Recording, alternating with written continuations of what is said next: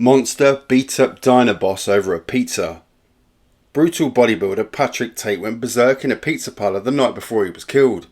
He gave a chilling demonstration of his ferocity when he held the shop till across the wall, punched manager Roger Ryle, and swashed his head into a glass plate on a sink. Roger, 21, suffered a gashed forehead, bruises and concussion in a frenzied attack, but he said he did not press charges after police told him that Tate was well known to them and he might do some more damage if he took action.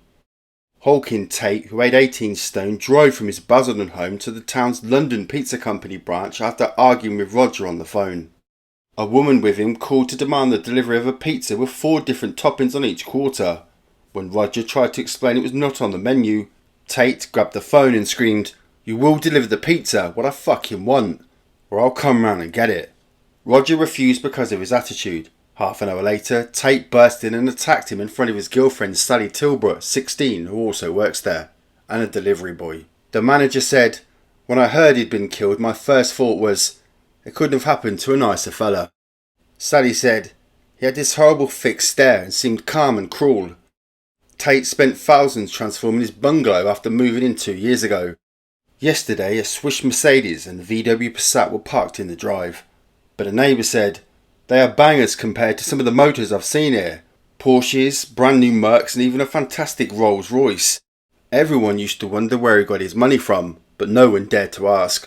Tate was in the bungalow's garden when he survived a previous murder attempt in April. A shotgun-toting hitman pounced at him and opened up point-blank range. Tate raised his arm to protect his face and his upper arm was blasted away. He was taken to hospital but was so afraid he kept a gun under his pillow. Police hauled him in after it was found by staff, and he was jailed for a firearms offence. He was freed 5 weeks ago, but on Wednesday night the hitman caught up with him, and this time made no mistake.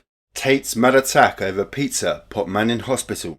Tate's mad attack over pizza put man in hospital. Just 2 days before he was murdered, drug dealer Patrick Tate had put a man in hospital in a frenzied attack. Pizza manager Roger Ryle was left with blood streaming down his face from head wounds as Tate stormed into his shop, threw a till across the room and smashed his head against a glass plate on a draining board. It was all over a pizza Tate, 37, wanted to order, but was not on the menu, at the London Pizza Company, Britannia Court, Basildon. Mr. Ryle, 21, said, "A woman phoned asking for a pizza, which we don't do." Tate grabbed the phone and started swearing down it. I wasn't going to take that, so I said, "Get rid of your attitude and I'll send you a pizza." That made him worse, and he slammed the phone down. He arrived half an hour later. He picked up the till and threw it across the room. I backed out of the office and pushed the panic button. He punched me in the face and smashed my head down on a glass plate on the draining board. Tate warned him not to call the police, or he'd go back and smash the place up and hurt his staff. The panic button brought officers after Tate had left. Mr. Ryle decided not to press charges. Tate's call was traced to his home in Gordon Road, Basildon, but he was not arrested. Mr. Ryle and his staff said they were only able to relax after they saw Tate's picture on the front of the Echo and read about his death. The high life of Flashy Tony. Neighbours of victim Tony Tucker were baffled at how he could afford a £250,000 home and a string of flash motors with no visible means of support. They suspected he was a shady character, but had no idea he'd amassed a fortune from his years at the heart of the Essex underworld. His murder stunned residents in the village of Fobbin, where the gangster owned a hacienda-style bungalow with breathtaking views across open farmland. Boxer Nigel Benn, a close pal, was also shocked. Tucker, 38, sometimes acted as the WBC super middleweight champion's minder at big fights. Ben said, "It's very tragic." Tucker's palatal red brick home boasts its own stables. In the front garden is a statue of a naked goddess, and Greek urns adorn the front wall. Tucker had a separate garage block for the luxury motors which were often spotted in his drive. These included at least one Mercedes. Neighbours said the drug baron only recently moved into the house. Tucker appeared paranoid about security. He had an elaborate wall built and iron gates installed to block access to the front of the property.